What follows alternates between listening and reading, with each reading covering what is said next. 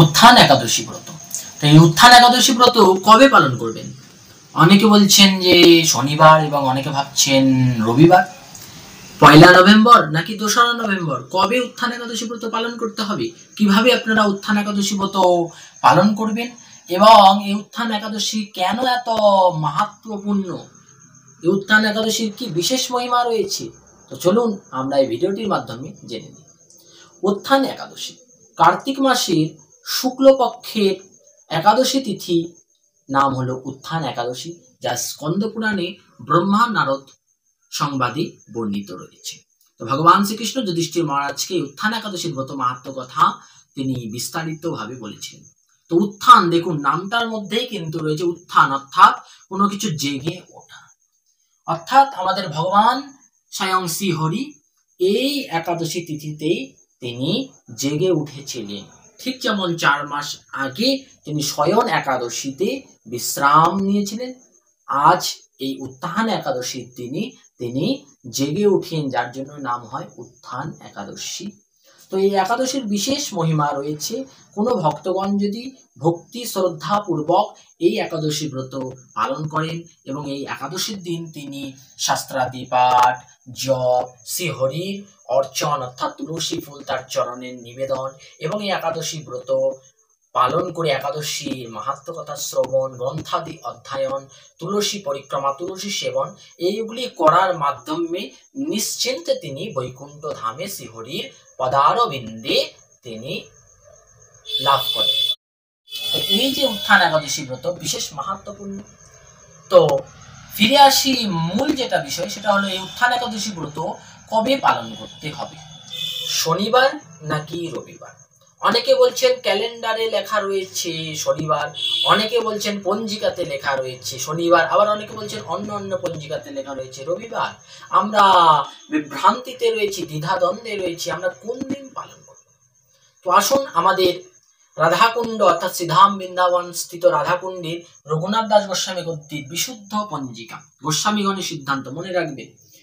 তো সেখানে দেখুন সর্বজন গ্রাহ্য সিদ্ধান্ত যে একাদশী কবে পালন করতে হবে। এই উত্থান একাদশী যদি আপনারা খুব ভালোভাবে দেখেন, প্রথমেই বলে রাখি হরিভক্তি বিলাসে বলা রয়েছে যে দশমী বিদ্যা একাদশী কখনোই পালন করতে নেই, অর্থাৎ দশমী তিথির সাথে যে একাদশী তিথি সংযুক্ত হয় সেটা কখনো পালন করতে নেই।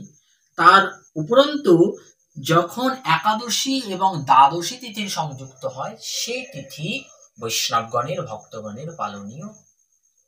তাহলে এবার ফিরে আসা যাক যে এই যে উত্থান একাদশী তিথিটা দেখুন শনিবার দিন সকাল 9টা 21 পর্যন্ত রয়েছে, অর্থাৎ সেদিন কিন্তু দশমী তিথিটা 9টা 21, অর্থাৎ এই যে উত্থান একাদশী খুব ভালোভাবে দেখলে আপনারা দেখতে পাবেন যে দশমী তিথি শনিবার অর্থাৎ 1 নভেম্বর শনিবার দিন সকাল 9টা 21 পর্যন্ত কিন্তু এই দশমী তিথি রয়েছে। তারপর 9টা 22 থেকে কিন্তু এই একাদশী তিথি শুরু হচ্ছে, অর্থাৎ শনিবার দিন এই যে একাদশী তিথি সেটা কিন্তু সূর্যোদয় স্পর্শ করছে না, ব্রহ্ম মুহূর্ত স্পর্শ করছে না।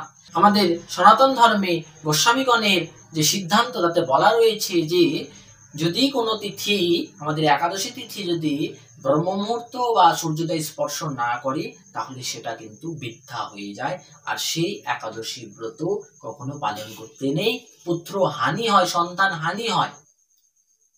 তাহলে আপনারা দেখতে পাচ্ছেন যে একাদশী তিথি কিন্তু 9টা 22 লাগছে শনিবার দিন, অর্থাৎ শনিবার দিন কিন্তু ব্রহ্ম মুহূর্তও পাচ্ছে না এবং শনিবার দিন কিন্তু সূর্যোদয় স্পর্শ করছে না। তাই দশমী বিদ্যা পঞ্জিকাতে দৃঢ়ভাবে স্বর্ণাক্ষরের মতন লেখা রয়েছে যে দশমী বিদ্যা।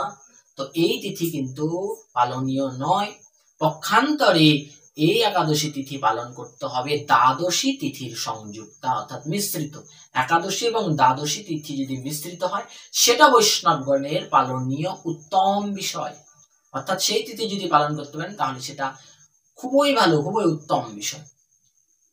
আর এই একাদশী যে পড়েছে উত্থান একাদশী এবারও সেটাই পড়েছে রবিবার দিন। যদি আপনারা দেখেন যে দ্বাদশী তিথিও পাচ্ছে, আবার একাদশী তিথিরও সংযুক্ত মিশ্রণ রয়েছে। যার জন্যই আমাদের বৈষ্ণবীয় সিদ্ধান্ত, গোস্বামীগণের সিদ্ধান্ত অনুযায়ী রবিবার 2রা নভেম্বর উত্থান একাদশী ব্রত ভারতবর্ষের বিভিন্ন জায়গা, ভারতবর্ষের যে সমস্ত স্থান রয়েছে সব জায়গায় যেখানে যেখানে বৈষ্ণবগণ রয়েছে তারা ভারতবর্ষের যত ভক্তগণ রয়েছে রবিবার দিন, এবং বাংলাদেশেও যেসব স্থানে যত ভক্তগণ রয়েছে তারাও রবিবার দিন উত্থান একাদশী ব্রত পালন করবে। এটা আমাদের গোস্বামীগণের সিদ্ধান্ত। কারণ রবিবার দিন বিশুদ্ধ তিথি, একাদশী তিথির তো মিশ্রণ রয়েছে, সাথে দ্বাদশী তিথিও সংযুক্ত হয়েছে। তাহলে কি হলো, এটা শুদ্ধ একাদশী তিথির মধ্যে পড়ে গেল। এরপর আসছি পালনের সময় নিয়ে। তো এই যে একাদশী, উত্থান একাদশী রবিবার সকলে পালন করবেন, এবং পালন রয়েছে কিন্তু পরদিন অর্থাৎ 3রা নভেম্বর সোমবার। তো পালনের ক্ষেত্রে বলে দিই, অনেকে পালন বিষয়টা বুঝে উঠতে পারেন না। পালন মানে মনে রাখবেন, একাদশী মানে কিন্তু রুটি খাওয়া নয়, একাদশী মানে কিন্তু সামা চাল ডালিয়া এগুলি খাওয়া নয়। একাদশী মানে হরিবাসর তিথি, হরির সাথে থাকা, হরির সঙ্গে থাকা, অর্থাৎ হরির সাথে কি নাম করছেন জিহ্বাতে, নাম রূপে হরি আপনার সাথে অবস্থান, গ্রন্থাদি পাঠ করছেন, গ্রন্থ রূপে হরি আপনার সামনে অবস্থান, তুলসী বৃক্ষের সামনে বসে কীর্তন করছেন, সেখানে ভগবান উপস্থিত, পরিক্রমা করছেন, সেখানে ভগবান উপস্থিত, অর্চন আদি করছেন, সেখানে অর্চা অবতার রূপে ভগবান উপস্থিত। এই যে হরির সঙ্গে থাকা, মালা জপ করছেন, হরি উপস্থিত। এই যে হরির সমীপে থাকা, এবং সেদিন ভগবানকে ফল মূল ইত্যাদি ব্যঞ্জন, এবং কেউ কেউ শাকাহার করে, এবং দুগ্ধাদি ইত্যাদি ভোগ নিবেদন করে তুলসী দ্বারা, সেটা গ্রহণ করতে হবে। সেদিন আপনারা অন্নভোগ, সেদিন কিন্তু আপনারা বিভিন্ন ব্যঞ্জন আদি যেমন শাক, তরি তরকারি, রসা, চাটনি, মিষ্টান্ন এইগুলি কিন্তু গ্রহণ করতে পারবেন না, এবং রুটি কখনোই নয়। পঞ্চশস্য সম্পূর্ণ রূপে একাদশীতে নিষিদ্ধ। শুধু এই একাদশী বলে নয়, সবগুলি একাদশীতে। তাহলে মনে প্রশ্ন জাগে যে এগুলি কবে গ্রহণ করব? তাহলে এগুলি গ্রহণ করবেন পরের দিন, পারণের দিন। এই জন্যই পারণ বিষয়টা লেখা থাকে। কোনো ব্রতের যদি পারণ না থাকে তাহলে সেই ব্রত কখনো করতে নেই।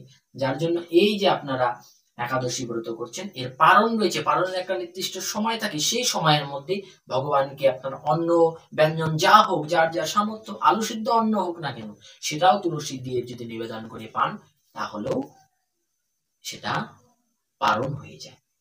পারণের দিন আপনারা অন্ন সবকিছুই পেতে পারবেন, পারণের দিন আপনারা রুটিও পেতে পারবেন, তবে অন্ন প্রসাদ গ্রহণ করাটাই ভালো। এবং কারোর কাছে যদি কোনো কিছু একান্তই না থাকে, সেক্ষেত্রে জগন্নাথ পুরী ধামের মহাপ্রসাদও গ্রহণ করতে পারবেন। এবার পালনের সময়টা বলি। তো ভারতবর্ষে পালনের সময় রয়েছে সোমবার সূর্যোদয় থেকে শুরু করে সকাল 9টা 30 মিনিট পর্যন্ত, অর্থাৎ 9:30 পর্যন্ত আমাদের ভারতবর্ষের যে সমস্ত স্থান রয়েছে একই সময় রয়েছে, কোনো কিন্তু আলাদা সময় নেই। এবং বাংলাদেশে বলে রাখি, বাংলাদেশে সূর্যোদয়ের পর থেকে সকাল 10টা পর্যন্ত সময় রয়েছে। এর মধ্যে আপনারা স্নান আদি কার্য সেরে নিয়ে ভগবানের অর্চন করে, ভগবানকে ভোগ লাগিয়ে আরতি করে সেই প্রসাদ গ্রহণ করতে পারবেন। তো পারণকালে উচ্চারণ মন্ত্র রয়েছে, মনে রাখবেন পারণকালে কিন্তু শুধু এমনি এমনি পালন করলে হবে না, পারণ উচ্চারণ মন্ত্র রয়েছে, যা আমাদের সনাতন গোস্বামীপাদ হরিভক্তি বিলাসে গোপাল ভট্ট গোস্বামীর দ্বারা বর্ণিত করেছেন। সেই পারণ মন্ত্রকে আমি আপনাদের সামনে তুলে ধরছি। পারণ মন্ত্র শুনে আপনারা লিখে নিয়ে পারণকালে এই মন্ত্র উচ্চারণ করে কিন্তু পারণের প্রসাদ গ্রহণ করবেন। তো এই পারণ মন্ত্রটি হলো ওম অজ্ঞান তিমিরান্ধস্য ব্রতনানেন কেশব প্রসিদ সমুখনাথ জ্ঞানদৃষ্টি প্রদভব শিরোরঙ্গ নিত্যানন্দস্য দ্বৈত চন্দ্র গদাধর শিবাসদি গৌর ভক্তবৃন্দ শ্রী কৃষ্ণ চৈতন্য প্রভু নিত্যানন্দ হরে কৃষ্ণ হরে রাম শ্রী রাধে গোবিন্দ হরে কৃষ্ণ কৃষ্ণ কৃষ্ণ হরে হরে হরে রাম রাম রাম হরে হরে।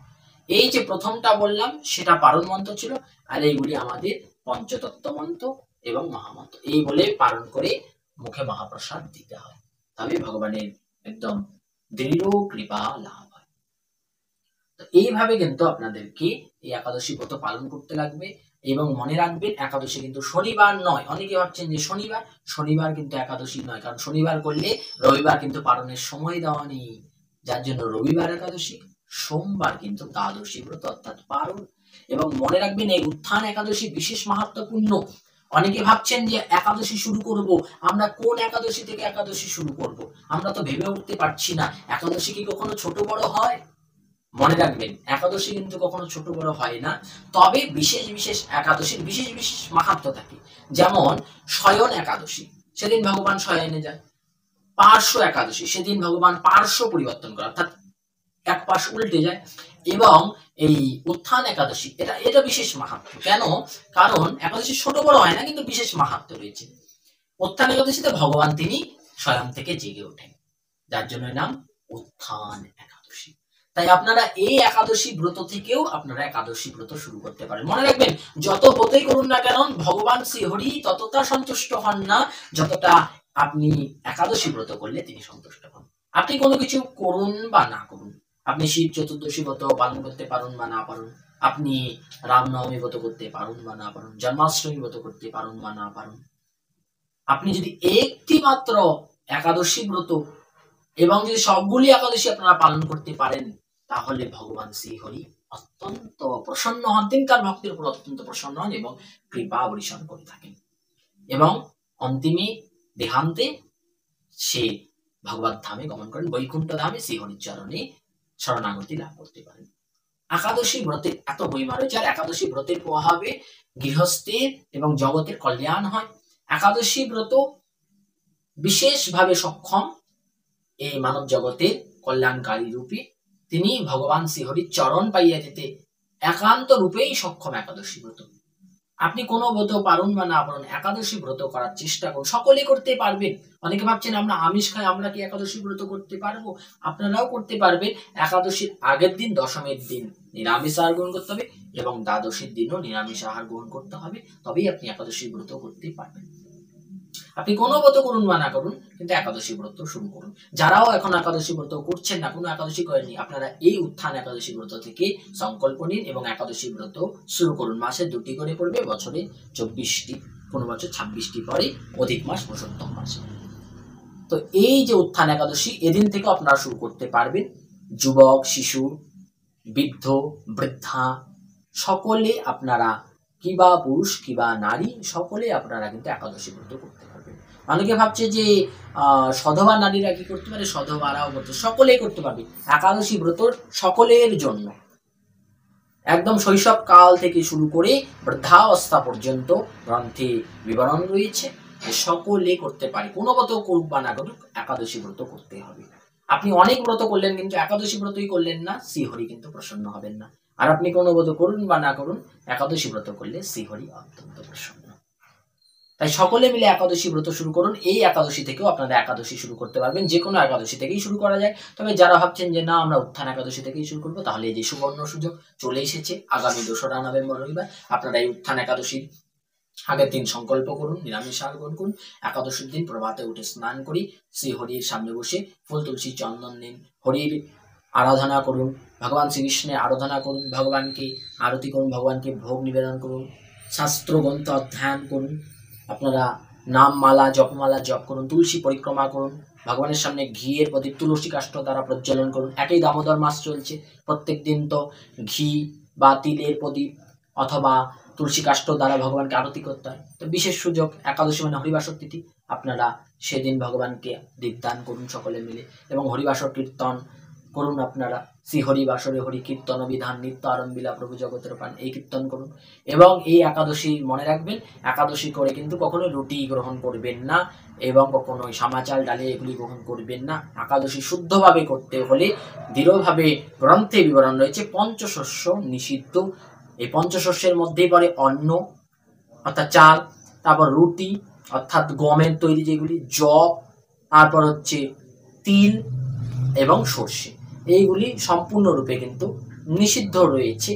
যার জন্য এইগুলি আপনারা ত্যাগ করে আপনারা ফল, ফলাহার, শাকাহার অর্থাৎ সবজি শাকাহার রূপে গ্রহণ করতে পারবেন এবং আপনারা কিন্তু দুগ্ধাহার করতে পারবেন, অর্থাৎ দুধ আপনারা গ্রহণ করতে পারবেন।